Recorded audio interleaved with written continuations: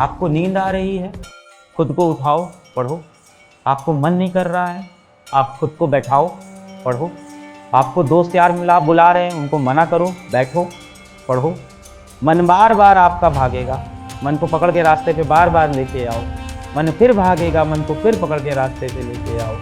अपने मन को अपने कंट्रोल में करो।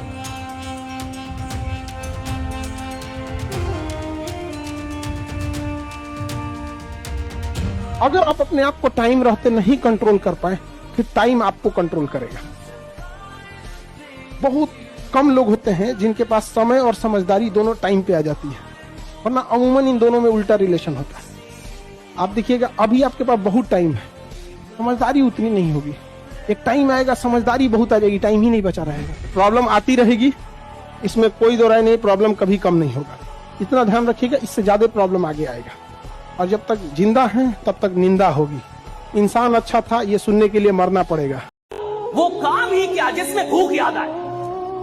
अगर कोई इंसान काम कर रहा है उसको भूख याद आ रही है, अगर कोई इंसान काम कर रहा है उसको गर्मी लग रही है, कोई काम कर रहा है उसको परेशानी हो रही है कि सर गर्मी बढ़ी है, एसी बढ़ा दो, ये कर दो, खाना, यानी साला घंटा काम ही नहीं कर रहा।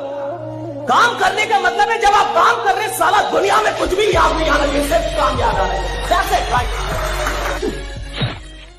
आप बस ये सोचना कि जिस दिन बेटा आप जीवन में नहीं रहोगे उस दिन किसको फर्क पड़ेगा। बस अपने आप से ये सवाल पूछना। जिनके साथ आप रोज चाय पीने चले जाते हो, जिनके साथ ये आप इंस्टाग्राम पे उलझ जाते हो, जिनके साथ आप व्हाट्सएप पे सोशल मीडिया पे उलझ जाते हो, जिनके सपने आप दिन भर देखते हो, जिनको वन साइडेड मैसेज करते रहते हो, क्या इनको फर्क पड़ेगा? जिस दिन बेटा आप दुनिया में नहीं रहोगे ना, सिर्फ और सिर्फ आपके पेरेंट्स को फर्क पड़ेगा और किसी को कोई फर्क नहीं पड़ेगा। अगर आपको अपना जीवन किसी एक इंसान के लिए जीना है तो प्लीज अपने पेरेंट्स के लिए जिए। 24 घंटे आपके लिए सोचने वाले, 24 घंटे आपके लिए काम करने वाले इस दुनिया में सिर्फ आपके पेरेंट्स हैं।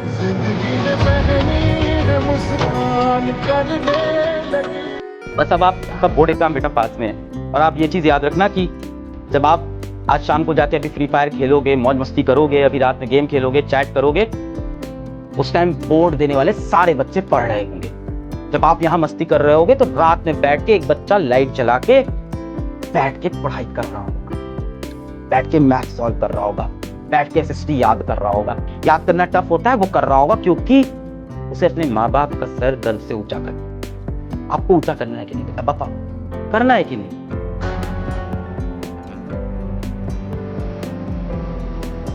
सारी यूनिवर्सिटीज और कॉलेज ये तो सिखा देंगे ये पढ़ाई कैसे करें, नौकरी कैसे करें, लेकिन थप्पड़े जब पड़ेगी जीवन की असली थप्पड़े, वो थप्पड़ों को हैंडल कैसे करोगे, थप्पड़ों के बाद उठोगे कैसे गिरने के बाद, ये तो आपको केवल एक्सपीरियंस सिखाता है।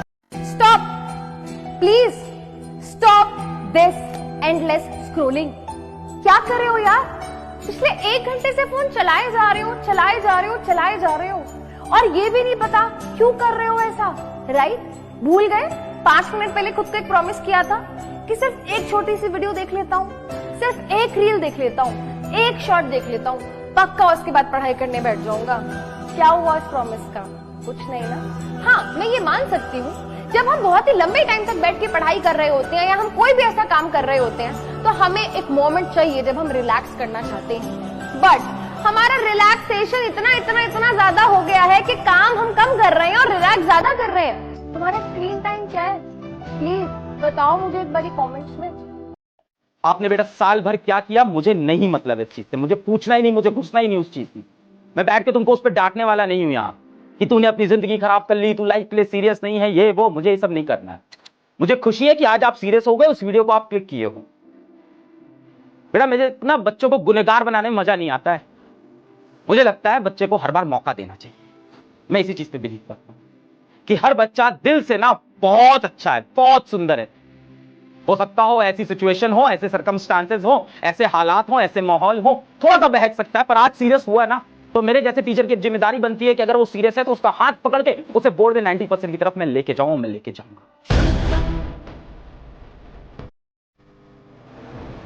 ये मत बोलिए कि काम नहीं हो रहा, ये बोलिए मैं काम कर नहीं रहा।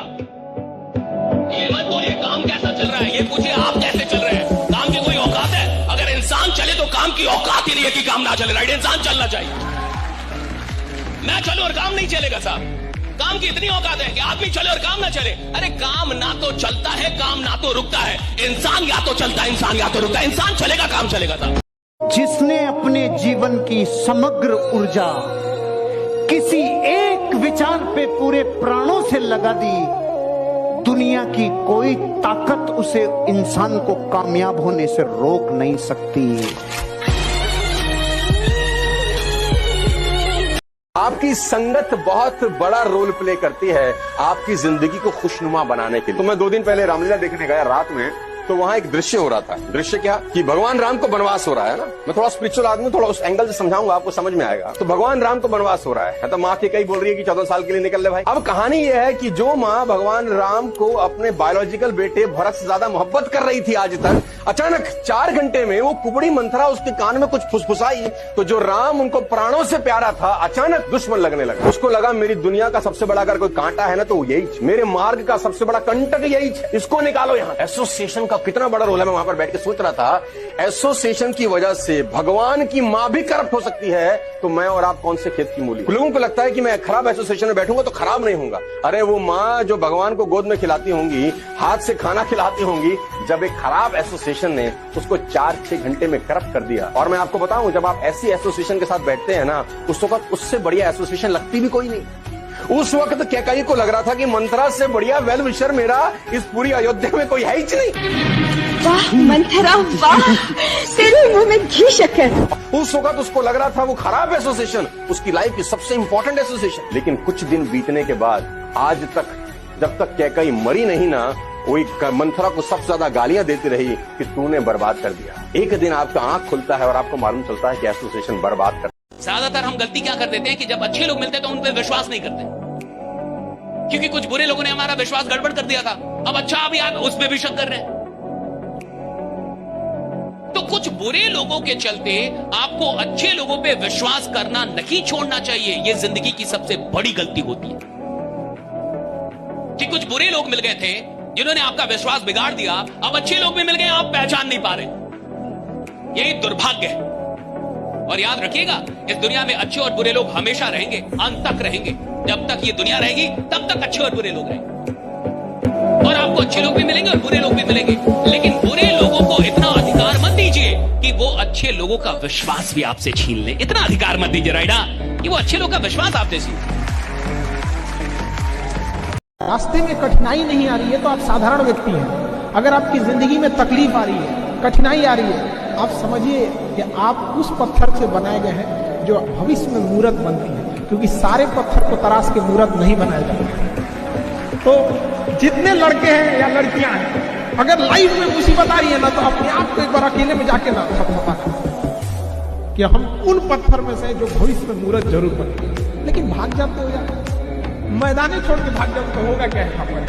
कभी भी वो इंसान नहीं हारा जो युद्ध में गया। आपको संघर्ष करना पड़ेगा।